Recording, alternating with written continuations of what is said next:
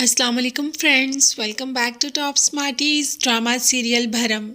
जमाल अहमद ने तैमूर पाशा से कह दिया कि तुम मुझे कांटेक्ट मत करना, मैं खुद तुमसे रब्ता करके तुम्हें बताऊंगा कि तुम्हारी बेटी कौन सी है, मगर तुम्हें उसे नाम देना होगा।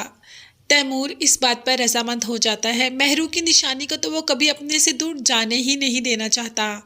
महरू को तो आज तक वो याद करता है, आज तक महरू उसके दिल में बसती है। पाशा अपनी बेटी अलीज़े से बहुत मोहब्बत करता है, और जब दूसरी बेटी आएगी पाशा के साथ तो क्या इन दोनों की मोहब्बत बढ़ जाएगी, ये तो हम बाद में देखेंगे। पहले तो हम ये देखेंगे कि बेटी आएगी कौन सी। जमाल अहमद पाशा से बात करके वहाँ से निकल ही रहा होता है और इसी कश्मकश में होता है कि सज्जल को सारा कुछ बता देगा, पाशा को भी सब कुछ बता देगा। तो रास्ते में ही जावेद आ जाता है। अपनी बेइज्जती का बदला तो वह ज़रूर लेगा। एक तो सज्जल ने उसे थप्पड़ मारा और दूसरा जमाल अहमद ने उसका किराया बढ़ाने की बात कर दी। इसीलिए तो अपनी गाड़ी से कुचलकर हमेशा हमेशा के लिए जमाल अहमद का खेल ख़त्म करना चाहता है। तो जावेद ने ऐसे ही किया। जैसे ही जमाल अहमद आ रहा था तो अपनी गाड़ी एकदम उसके सामने ला दी और उसका एक्सीडेंट हो गया।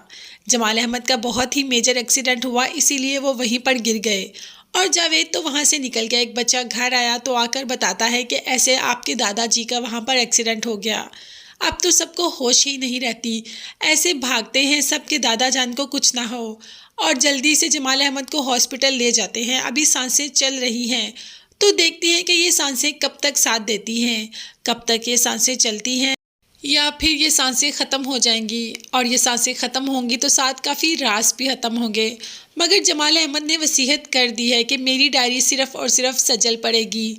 अब देखते हैं कि जमाल अहमद की वसीयत पर कौन अमल करेगा। अभी वैसे जमाल अहमद ज़िंदा ही हैं, मगर वहाँ से रमशा ने दूसरा रंग दिखाना शुरू कर दिया।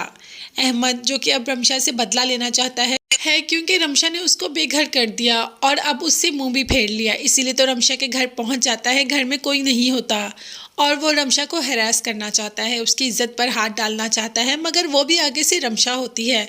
अहमद को तो कोई चीज़ सर पे मारकर वहाँ से भगा देती है और ख़ुद ऊंची ऊंची चीखना और चिल्लाना शुरू कर देती है कि देखो मेरी बहन ने मेरे साथ क्या कर दिया, और सारे मोहल्ले को इकट्ठा कर लेती है और बताती है कि मेरी बहन ने अपना आशिक भेजा मेरे लिए ताकि मुझे बदनाम कर सके और इन दोनों का नाम कोई ना ले, सब यही कहें कि रमशा और अहमद का ही ताल्लुक़ है। अब तो सज्जल की भी बस हो गई ये सब कुछ सुन सुनकर। हर कोई सज्जल पर ही उंगलियां उठा रहा था।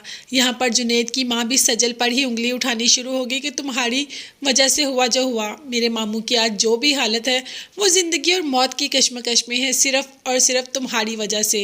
हर तरफ से सज्जल पर ही उंगलियां उठाई जा रही हैं। अपनी माँ भी कहना शुरू हो गई कि तुमने बहुत गलत किया।